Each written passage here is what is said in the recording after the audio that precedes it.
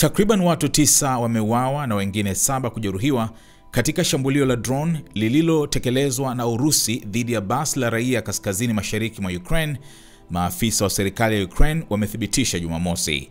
Shambulio hilo limetokea saa chache baada ya Urusi na Ukraine kufanya mazungumzo ya ana kwa mara ya kwanza tangu kuanza kwa vita mwaka 2022. Shambulio hilo limetokea asubuhi ya Jumamosi hii katika mji wa Bilopilia mkoani Sumi, kulingana na taarifa ya mamlaka za eneo hilo. Mkuu wa utawala wa kijeshi wa Sumi, Ole Rihorov, amesema watu 7 walijeruhiwa huku 3 wakiwa katika hali mahututi. Hili si shambulio la kawaida tu, ni uhalifu wa kivita wa wazi wazi, ilisema taarifa ya polisi wa Ukraine kupitia Telegram, ikisisitiza kuwa basi lililolengwa lilikuwa la raia. Picha zilizotolewa zinaonyesha gari lililoharibika vibaya lenye mashimo makubwa na madirisha yaliyovunjika kutokana na mlipuko. Shambulio hilo limetokea siku moja baada ya kuanza tena kwa mazungumzo ya kidiplomasia huko Istanbul, Uturuki, ambapo wajumbe wa Urusi na Ukraine walikutana kwa mara ya kwanza baada ya miaka 3.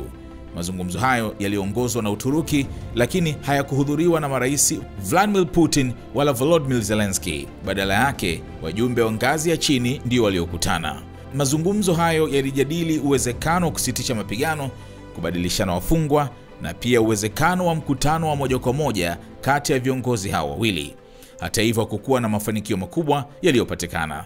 Chanzo cha karibu na mazungumzo hayo kiliambia CNN kuwa Urusi ilitaka Ukraine ikabidhi baadhi ya maeneo ambayo bado yako chini ya udhibiti wa Kiev, jambo ambalo Ukraine na washirika wake kama Uingereza, Ufaransa, Ujerumani na Poland wamelikataa vikali, wakisema ni lisilokubalika. Msemaji wa Kremlin, Dmitry Peskov, amesema Jumamosi hii kuwa mkutano kati ya Zelensky na Putin unaweza kufanyika ikiwa tu pande zote zitafikia makubaliano ya awali. Aliongeza kuwa masharti ya makubaliano ya kusitisha vita yanaandaliwa na yatawasilishwa kwa upande wa Ukraine.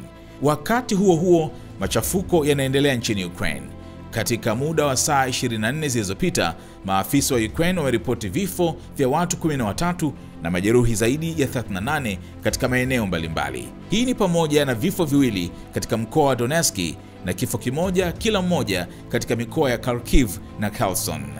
Hadi sasa Urusi haijajibu rasmi madai ya kulenga basi la raia.